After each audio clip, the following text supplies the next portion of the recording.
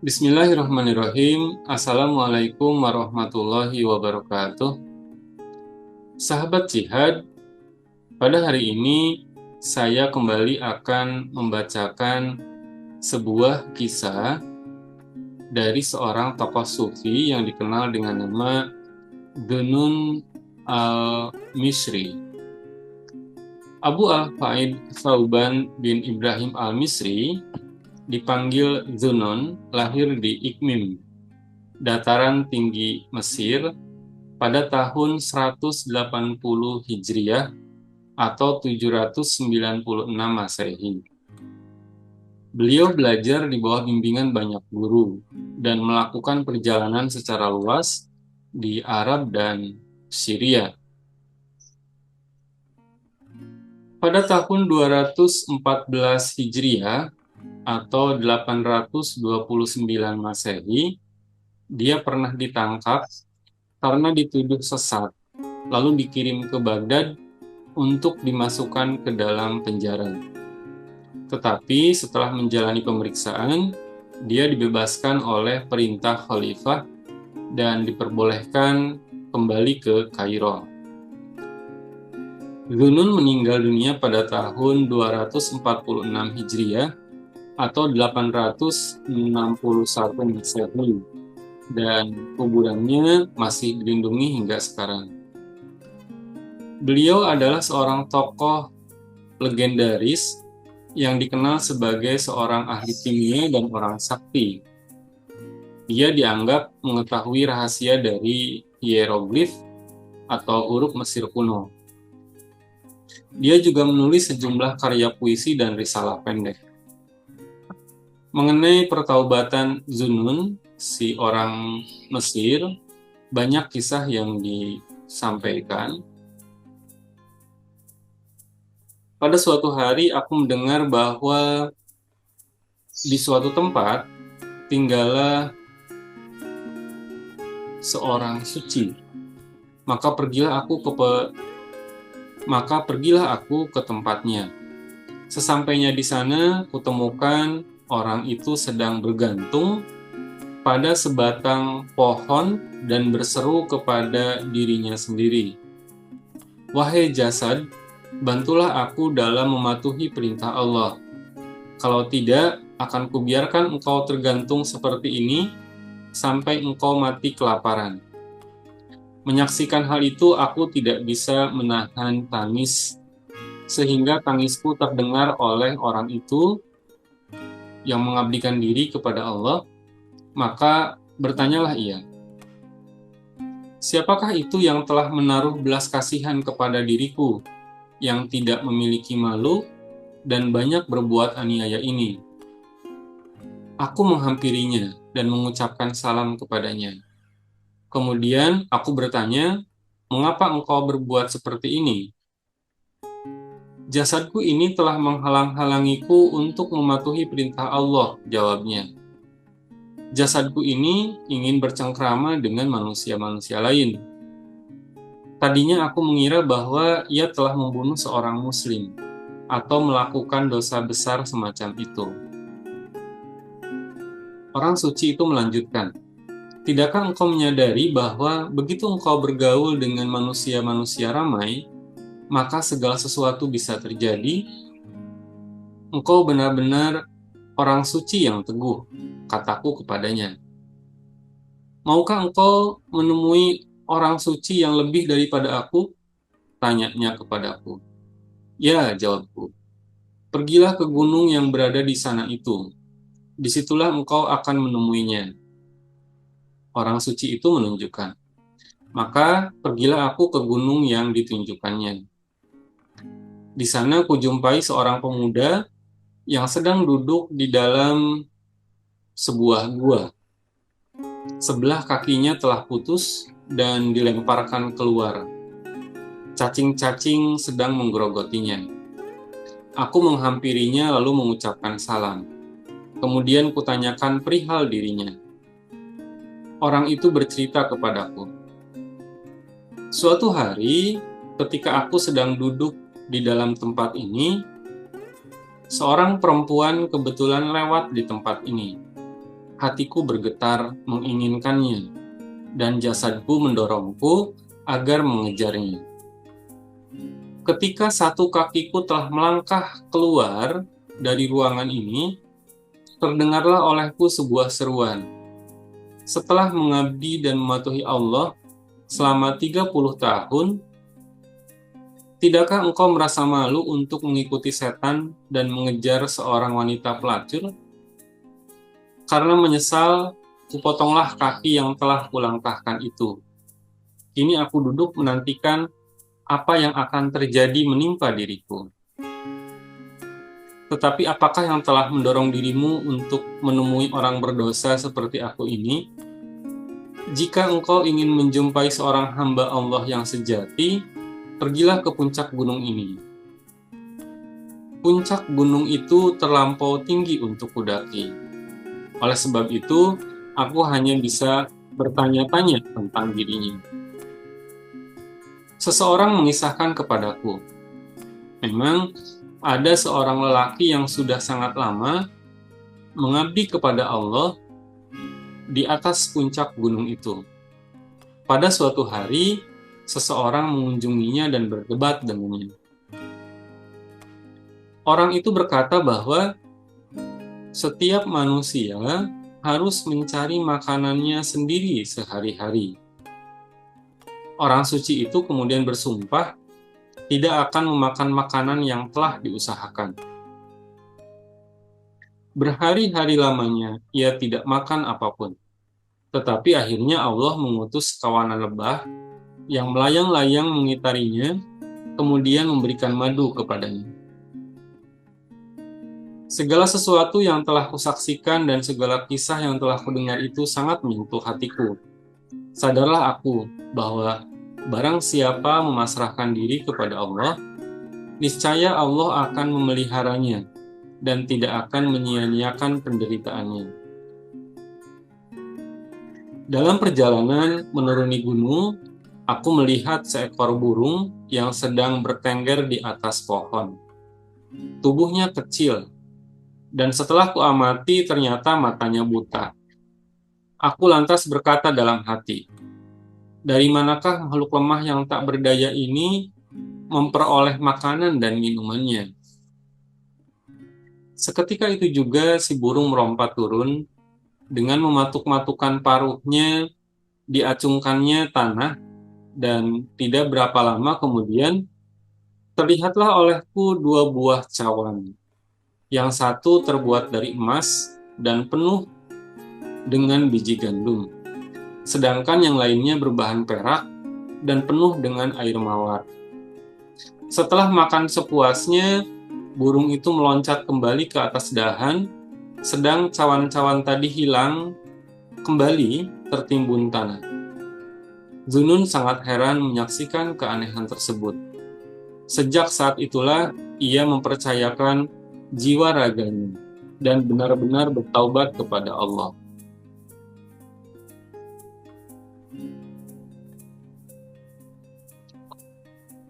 Zunun telah mencapai tingkat keluhuran yang sangat tinggi, tetapi tak seorang pun menyadari hal ini. Orang-orang di Mesir bahkan sepakat mencap dirinya sesat dan melaporkan segala perbuatannya kepada Khalifah Al-Mutawakkil. Mutawakkil segera mengirim para perwiranya untuk membawa Zunun ke Baghdad. Ketika memasuki istana Khalifah, Zunun berkata, baru saja kupelajari Islam yang sebenarnya dari seorang wanita tua dan sikap kesatria sejati dari seorang kuli pemikul air.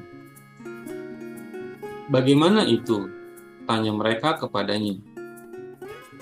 Zunun menjawab, sesampainya di istana Khalifah dan menyaksikan kemegahan istana, dengan para pengurus dan pelayan yang hilir mudik di koridor-koridornya, aku berpikir alangkah baiknya seandainya terjadi sedikit perubahan pada wajahku ini. Tiba-tiba seorang wanita tua dengan sebuah tongkat di tangannya menghampiriku. Sambil menatapku dengan tajam, ia berkata kepadaku, "Jangan engkau takuti jasad-jasad yang akan engkau hadapi, karena mereka dan engkau adalah sama-sama hamba Allah yang Maha Besar. Kecuali apabila dikehendaki Allah, mereka tidak bisa berbuat apapun terhadapmu." Di tengah perjalanan tadi, aku pun bertemu dengan seorang pemikul air. Aku diberinya seteguk air yang menyegarkan. Kepada seorang teman yang menyertaiku, aku memberi isyarat agar ia memberikan sekeping uang dinar kepadanya. Tapi si pemikul air menolak, tidak mau menerima uang itu dan berkata kepadaku, "Engkau adalah seorang yang terpenjara dan terbelenggu. Bukanlah suatu kesatriaan yang sejati apabila menerima sesuatu dari seseorang yang terpenjara seperti engkau ini, seorang asing yang sedang terbelenggu." Setelah itu diperintahkan supaya Zunun dimasukkan ke dalam penjara. 40 hari, 40 malam lamanya ia mendekam dalam kurungan itu. Setiap hari, saudara perempuannya mengantarkan sekerat roti yang telah dibelinya dengan upah dari pekerjaan memintal benang. Ketika Zunun dibebaskan, ditemukan 40 potong roti di kamar kurungannya, dan tak satu pun di antara roti-roti itu yang telah disentuhnya. Ketika saudara perempuan Zunun mendengar hal ini, ia menjadi sangat sedih. "Engkau tahu bahwa roti-roti itu adalah halal dan tidak kuperoleh dengan jalan meminta-minta. Mengapa engkau tidak mau memakan roti-roti pemberianku itu?" "Karena pinggannya tidak bersih," jawab Zunun. Yang dimaksudnya adalah bahwa pinggan tersebut telah terpegang oleh penjaga penjara. Ketika keluar dari penjara itu, Zunun terpeleset dan dahinya terluka. Diriwayatkan bahwa lukanya itu banyak mengeluarkan darah, tetapi tidak setetes pun yang mengotori muka, rambut, ataupun pakaiannya. Setiap tetes darah yang terjatuh ke tanah, seketika itu juga lenyap dengan izin Allah. Kemudian Zunun dibawa menghadap khalifah. Ia diharuskan menjawab tuduhan-tuduhan yang memberatkan dirinya. Maka dijelaskannya doktrin-doktrinnya sedemikian rupa sehingga Mutawakkil menangis terseduh-seduh, sedang menteri-menterinya terpesona mendengar kefasihan Zunun. Khalifah akhirnya menganugerahinya dengan kehormatan yang besar.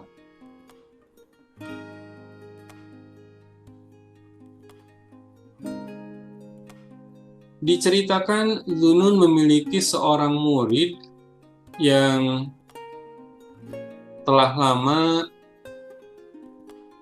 beribadah selama 40 kali, masing-masing selama 40 hari. 40 kali ia telah berdiri di padang Arafah, dan selama 40 tahun ia telah mengendalikan hawa nafsunya. Suatu hari, si murid datang menghadap Zunun dan berkata, "Semua itu telah kulakukan, tetapi untuk semua jerih payahku, sang sahabat tidak pernah mengucapkan sepatah kata pun dan tidak pernah memandang diriku. Dia tidak mempedulikanku dan tidak mau memperlihatkan kegaibannya kepadaku. Semua itu kukatakan bukan untuk memuji diriku sendiri. Aku semata-mata menyatakan hal yang sebenarnya. Aku telah melakukan segala sesuatu yang dapat dilakukan oleh diriku yang malang ini. Aku tidak mengeluh kepada Allah. Aku hanya menyatakan hal yang sebenarnya, bahwa aku telah mengabdikan jiwa ragaku untuk berbakti kepadanya. Aku hanya menyampaikan kisah sedih dari nasibku yang malang ini, kisah ketidakberuntungan diriku ini. Semua ini kukemukakan bukan karena hatiku telah bosan untuk menaati Allah. Aku khawatir jika masa-masa mendatang, aku mengalami hal yang sama. Seumur hidup, aku telah mengetuk dengan penuh harap, namun tak ada jawaban. Sangat berat bagiku untuk lebih lama menanggungnya. Karena engkau adalah tabib bagi orang-orang yang sedang berduka dan penasehat tertinggi bagi orang-orang suci, sembuhkanlah duka citaku ini. Malam ini, makanlah dengan sepuas-puasnya, kata Zunnun menasehati. Tinggalkanlah sholat Isya, dan tidurlah dengan nyenyak sepanjang malam. Dengan demikian, jika sang sahabat selama ini tidak memperlihatkan dirinya dengan kebajikan, maka setidak-tidaknya dia akan memperlihatkan dirinya dengan penyesalan terhadapmu. Jika selama ini dia tidak mau memandangmu dengan kasih sayang, malam ini dia akan memandangmu dengan kemurkaan. Si murid pun pergi, dan pada malam itu ia makan dengan sepuasnya. Tetapi untuk melalaikan sholat Isya, hatinya tidak mengizinkan. Ia tetap melakukan sholat, dan setelah itu ia pun tidur. Malam itu, di dalam mimpinya dia bertemu dengan Nabi dan berkata kepadanya, "Sahabatmu mengucapkan salam kepadamu." Dia berkata, "Hanya seorang malang yang lemah, serta bukan manusia sejatilah yang datang ke hadiratku dan cepat merasa puas. Inti permasalahan adalah hidup lurus tanpa keluhan. Allah yang Maha Besar menyatakan, telah kuberikan 40 tahun keinginan kepada hatimu, dan aku jamin bahwa engkau akan memperoleh segala sesuatu yang engkau harapkan dan memenuhi segala keinginanmu itu. Tetapi sampaikan pula salamku kepada Zunnun, si manusia bajingan dan berpura-pura itu. Katakanlah kepadanya, wahai manusia pendusta yang suka berpura-pura, jika tidak aku bukakan malumu kepada seluruh penduduk kota, maka aku bukanlah Tuhanmu. Awas, janganlah engkau sesatkan para kekasihku yang malang, dan janganlah engkau jauhkan mereka dari hadiratku." Si murid terbangun dari tidurnya lalu menangis. Kemudian ia pergi kepada Zunnun dan menceritakan segala sesuatu yang disaksikan dan didengarnya di dalam mimpi itu. Ketika Zunnun mendengar kata-kata Tuhan mengirim salam dan menyatakan bahwa engkau adalah seorang pendusta yang suka berpura-pura, ia pun berguling-guling kegirangan dan menangis penuh kebahagiaan. Di akhir kisah diceritakan ketika Zunnun terbaring menunggu ajalnya, sahabat-sahabatnya bertanya, "Apa yang kau inginkan saat ini?" Zunnun menjawab, "Keinginanku adalah, walau untuk sesaat saja, aku bisa mengenalnya." Kemudian Zunnun bersair, "Takut telah meletihkan diriku, hasrat telah membakar diriku, cinta telah memperdayakanku, tetapi Allah telah menghidupkan aku kembali." Pada suatu hari, ketika Zunnun tidak sadarkan diri, pada malam kematiannya, 70 orang telah bertemu dengan Nabi Muhammad di dalam mimpi mereka. Semuanya mengisahkan bahwa di dalam mimpi itu Nabi berkata, "Sahabat Allah sudah tiba. Aku datang untuk menyambut kedatangannya." Ketika Zunnun meninggal dunia, orang-orang menyaksikan tulisan berwarna hijau di dahinya. "Inilah sahabat Allah. Ia mati di dalam kasih Allah. Inilah manusia yang telah disembelih Allah dengan pedangnya." Ketika orang-orang mengusung mayatnya ke pemakaman, matahari sedang bersinar dengan sangat teriknya.